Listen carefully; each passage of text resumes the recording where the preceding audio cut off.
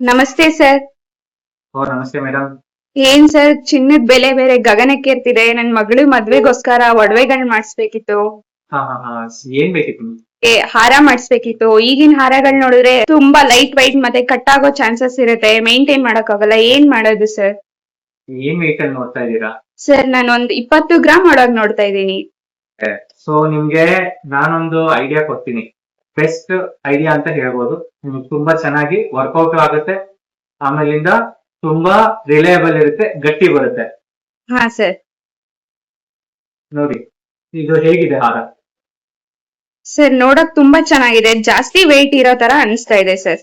ಏನು ಇಲ್ಲ, ಇದು ಜಾಸ್ತಿ ವೆಯ್ಟ್ ಇಲ್ಲ. ಇದಿರೋದು ಜಸ್ಟ್ 25 ಗ್ರಾಮ್ಸ್.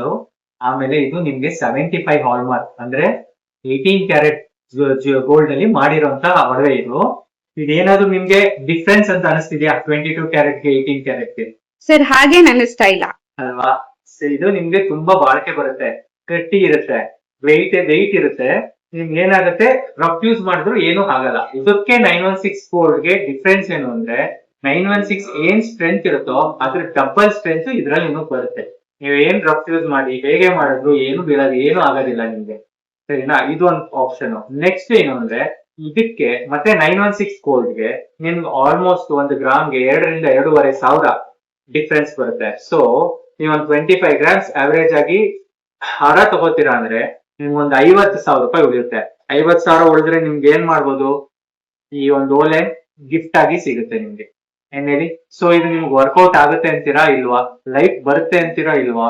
ಬಾಳಿಕೆ ಚೆನ್ನಾಗಿರುತ್ತೆ, ಕಾಸ್ಟ್ಲಿ ಇರಲ್ಲ, ಚೀಪ್ ಅಂಡ್ ಬೆಸ್ಟ್ ಆಗಿರುತ್ತೆ, ಹಾಲ್ ಮಾರ್ಕ್ ಇರುತ್ತೆ. ನಾಳೆ ನೀವು ವಾಪಸ್ ಕೊಟ್ರೆ ಅವತ್ತಿನ ದಿನ 18 ಕ್ಯಾರೆಟ್ ಗೋಲ್ಡ್ಗೆ ಏನ್ ರೇಟ್ ಇರುತ್ತೋ ಸೇಮ್ ರೇಟ್ ನಿಮಗೆ ವಾಪಸ್ ಸಿಗುತ್ತೆ.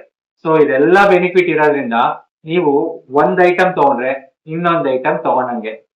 ಸೊ ಹೇಗಿದೆ ಐಡಿಯಾ? ಸರ್ ಹಾಗಿದ್ರೆ 18 ಕ್ಯಾರೆಟ್ ಹಾಲ್ ಮಾರ್ಕ್ ಅಲ್ಲಿ ಏನೇನೆಲ್ಲ ಮಾಡಿಸ್ಬೋದು? 18 ಕ್ಯಾರೆಟ್ ಹಾಲ್ ಮಾರ್ಕ್ ಗೋಲ್ಡ್ ಅಲ್ಲಿ ನೋಡಿ ಇವೆಲ್ಲ ಮಾಡಿಸ್ಬೋದು.